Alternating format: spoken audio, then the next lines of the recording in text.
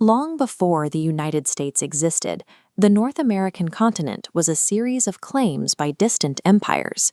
By the 15th and 16th centuries, European powers arrived on these shores to secure vast stretches of land for their monarchies. The 13 English colonies grew rapidly in this environment. Their population exploded from roughly 250,000 people to over 1.5 million by 1750, creating a wealthy economy based on agriculture and maritime trade. This map shows the Proclamation Line of 1763, a hard stop to that expansion.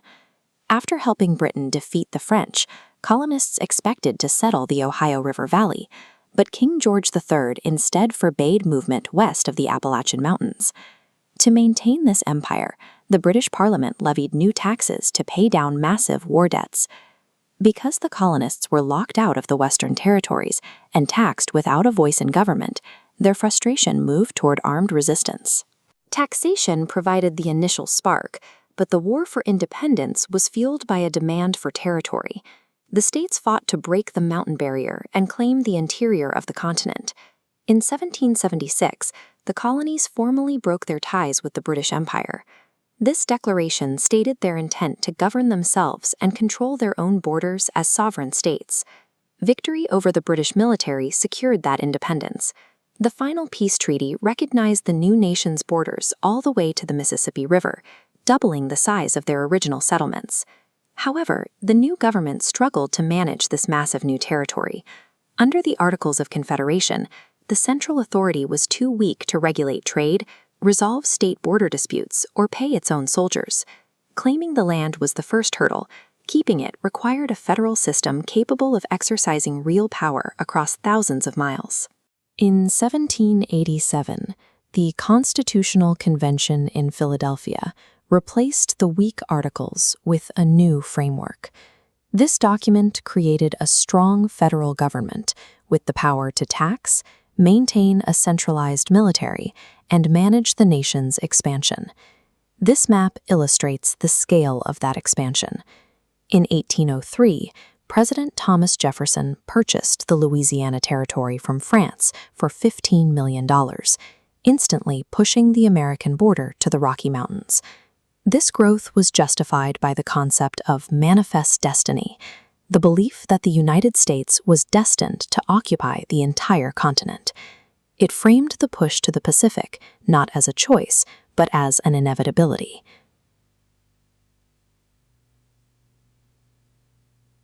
This policy required the forced removal of those already on the land. Under the Indian Removal Act of 1830, the federal government used the military to displace over 60,000 Native Americans, moving them west of the Mississippi to clear the map for white settlement.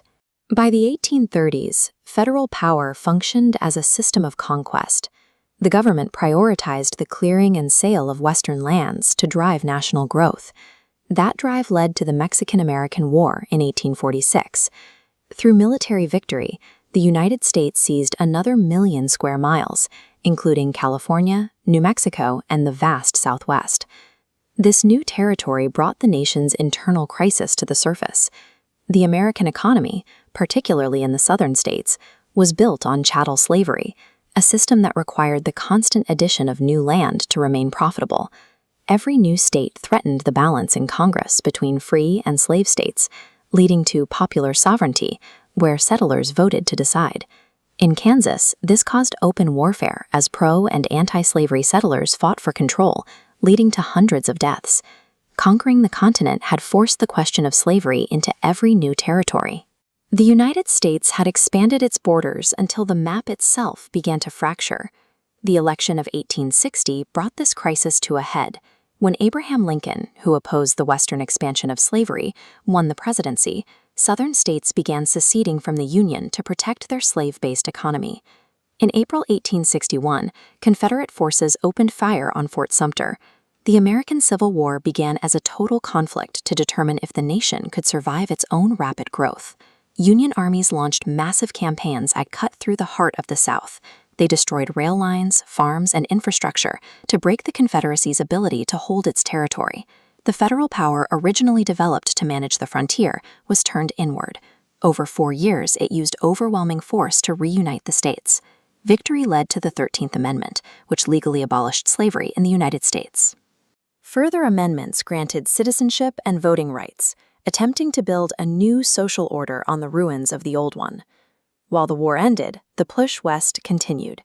In 1869, the Transcontinental Railroad was completed at Promontory Summit, Utah, physically linking the Atlantic and Pacific coasts by rail for the first time. But this physical unification was not matched by social progress.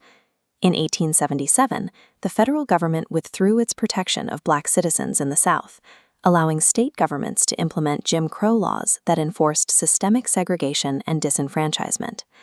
The United States successfully unified its geography from sea to sea, but the withdrawal of federal power in 1877 left the southern map divided by race and law for a century. The nation finished the map, but it failed to finish the work of reconstruction.